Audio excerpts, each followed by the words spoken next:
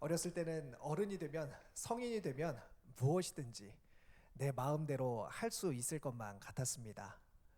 돈도 벌고 경제적 자립도 되고 또 여러 가지로 내 마음대로 할 수 있는 자유와 권한들이 늘어나기 때문이지요. 그런데 막상 성인이 돼 보니 어떻습니까? 저의 경우에는요, 자유만큼이나 어쩌면 그것보다 더 무거운 책임들이 부과되는 것 같습니다. 그래서 마음대로 할 수는 있지만요, 그것에 책임지는 것이 부담스러워서 어쩌면 어렸을 때보다 더 마음대로 할 수 없는 상황에 자주 놓이게 되는 것 같습니다. 내가 이것을 이렇게 마음대로 하게 되면 그 다음에 나는 어떤 대가를, 어떤 일을 내가 책임져야 될까라는 생각이 먼저 들게 되는 것이죠. 그래서인가요? 책임 없는 쾌락이라는 말도 우리에게 다가오게 됩니다. 책임 없는 쾌락.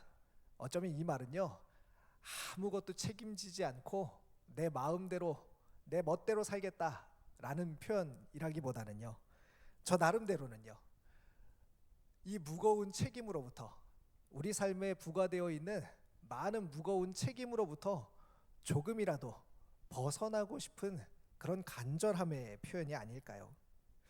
사람들은 책임을 무겁게 느낍니다. 책임지는 관계, 책임지는 약속, 책임지는 사랑과 같은 것들, 이 모든 것들이 어느 순간 부담스럽게 다가오게 됩니다. 그래서 사람들은요, 깊은 관계, 책임져야만 하는 깊은 관계를 피하고요, 책임져야만 하는 약속들을 피합니다. 그냥 가볍게 언제든지 바꿀 수 있는 약속 정도로만 약속을 하는 것이지요.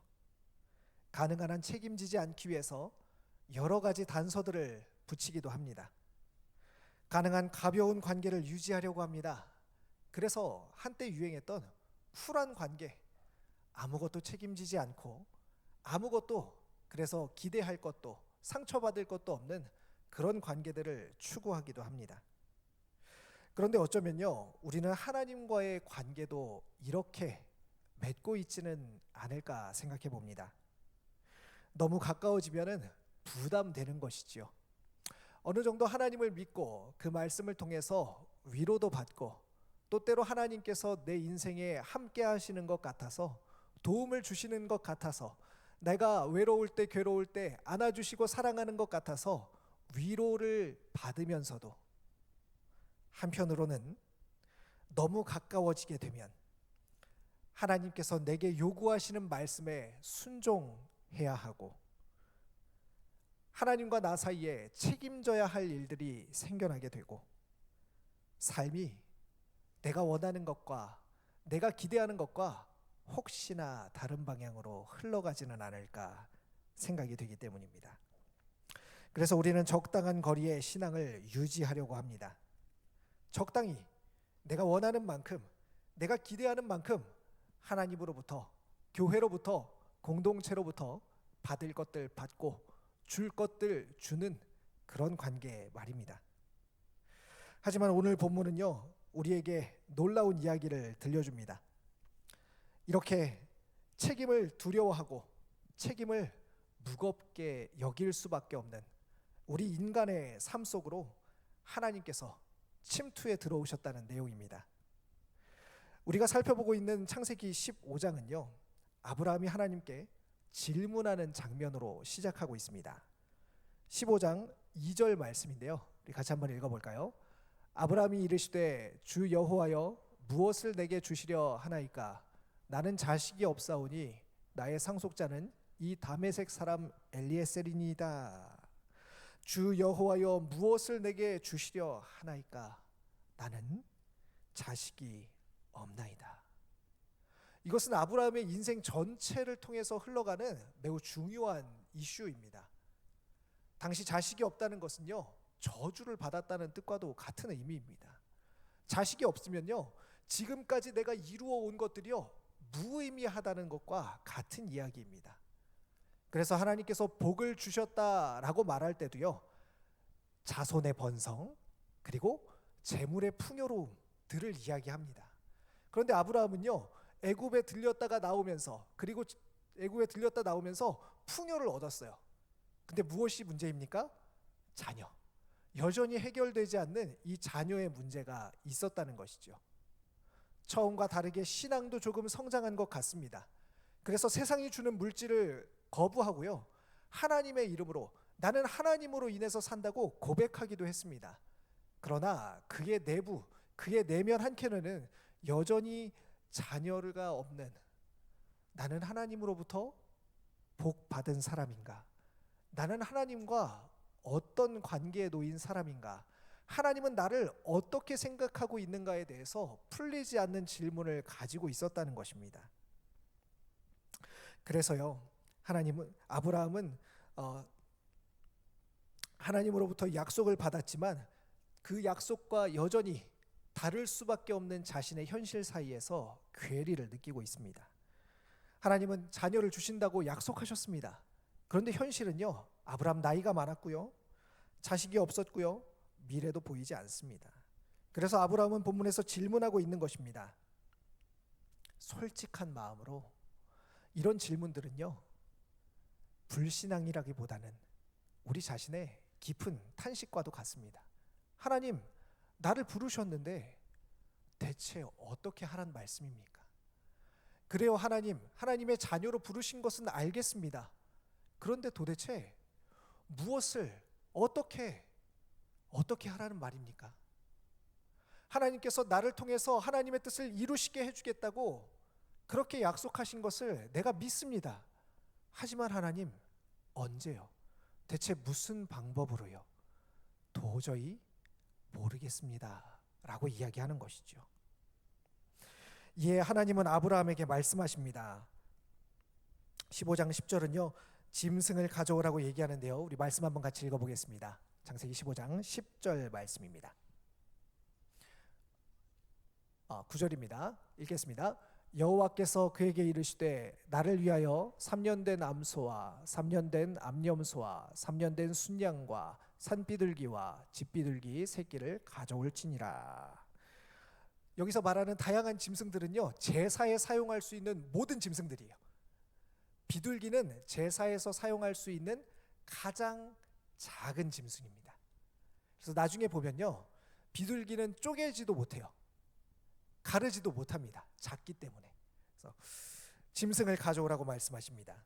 아브라함은 짐승을 가져와서요, 반으로 쪼개어 마주 놓습니다. 15장 10절 같이 한번 읽어보겠습니다. 15장 10절입니다. 아브라함이 그 모든 것을 가져다가 그 중간을 쪼개고 그 쪼갠 것을 마주 대하여 놓고 그 새는 쪼개지 아니하였으며. 왜 이런 일을 했을까요? 재물을 가져와서 그 재물을 내려주셔도 좋습니다. 반으로 쪼개어 놓았다는 것입니다. 반으로 갈라 놓았다는 것입니다.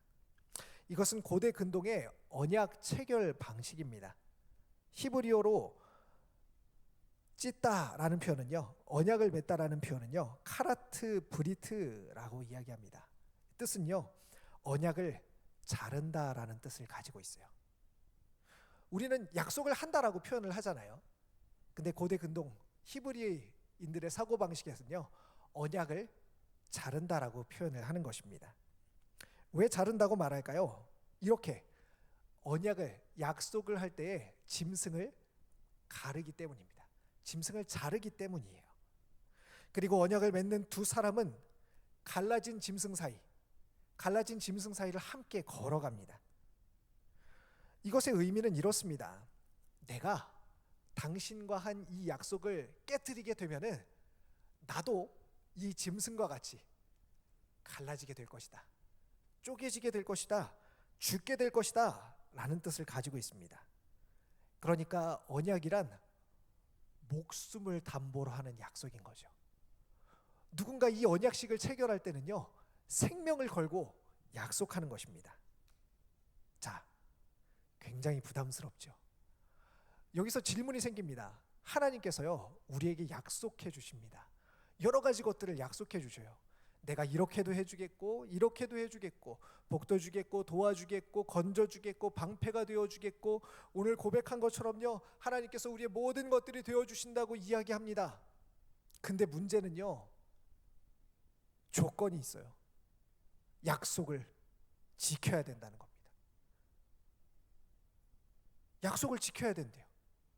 여러분 한번 생각해 보십시오. 누군가 지금 여기 와서 여러분에게 100억씩 나눠드린다고 생각해 보겠습니다.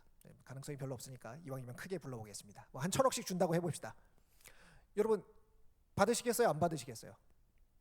지난번 설교를 떠올리면서 세상이 주는 것은 거절하겠다. 감사합니다. 받겠죠. 근데 문제는요, 내가 원하는 것들을 누군가 준다고 할 때에 그 약속을 받기 위해서 어마어마한 것들을 지켜야 된다고 생각해 보겠습니다. 내 생명을 걸고요, 그것을 받으려면은 무언가 해내야 된다고 한번 생각해 보십시오. 불구덩이로 뛰어들고요, 아프리카 밀림에서 사자에게 쫓겨다니면서 뛰어다녀야 되고요, 그런 일들을 해야 된다고 생각해 보세요. 그 약속은 우리에게 어떤 의미입니까? 내가 원하는 것을 다 줄 수 있는 분이 계시고요, 그거를 실제로 가지고 있고요, 그거를 준다고 얘기하는데 정작 우리 편에서 그것을 얻기 위한 조건들을 충족하기가 너무나 어렵다면은 그 약속은 정말로 우리에게 의미 있는 약속일까요? 오늘 하나님께서 제시하는 약속이 그와 같습니다. 그리고 구약 시대에, 예수님 시대에 사람들이 느꼈던 부담도 그와 같습니다. 수많은 율법 조항들을 만들어 놓고요, 그 율법 조항들을 400개가 넘는 그 율법 조항들을 다 지켜야지만 구원받는다라고 이야기하는 것입니다. 수많은 고행들을 이야기하면서요, 그것들을 해내야지만 신을 만날 수 있다라고 이야기하는 것입니다. 도저히 이룰 수 없는 조건들을 내세우면서 그것을 해야지만 너는 행복할 수 있다라고 말하는 것과 같아요. 그런데 오늘 하나님께서 하시는 약속은 조금 다릅니다. 짐승이 쪼개졌습니다. 이제 누가 지나가야 될까요? 약속의 당사자인 하나님과 아브라함, 두 사람이 함께 그 사이를 지나가야 합니다. 언약은 쌍방 계약이기 때문이죠. 그런데 놀라운 일이 발생합니다. 15장 12절 말씀입니다. 15장 12절 같이 읽어보겠습니다. 해질 때에 아브라함에게 깊은 잠이 임하고 큰 흑암과 두려움이 그에게 임하였더니, 아브라함이 어떻게 됐어요? 잠들었습니다. 그 이전까지 무슨 일을 했냐면요, 앞선 12절은요, 솔개가 그 재물 위에 내려앉으면요 쫓았대요.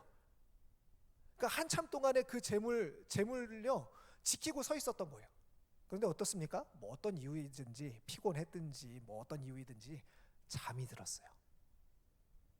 잠이 들었다는 거예요. 그리고 17절입니다. 마치 아브라함이 잠들기를 기다렸다는 듯이요, 아브라함이 잠들고 나니까요, 해가 져서 어두울 때 연기나는 화로가 보이며 타는 횃불이 쪼갠 고기 사이로 지나가더라고 얘기합니다. 이 구절은요, 하나님을 상징하는 거예요. 하나님을 주로 불로 상징하거든요. 하나님께서 그 재물 사이를, 언약을 위해서 갈라놓은 짐승 사이를 혼자 지나가셨다는 겁니다. 아브라함은 지나가지 않았어요. 이것을 이렇게 설명하기도 합니다. 하나님은 자신을 언약에 묶어 버리셨다라고요.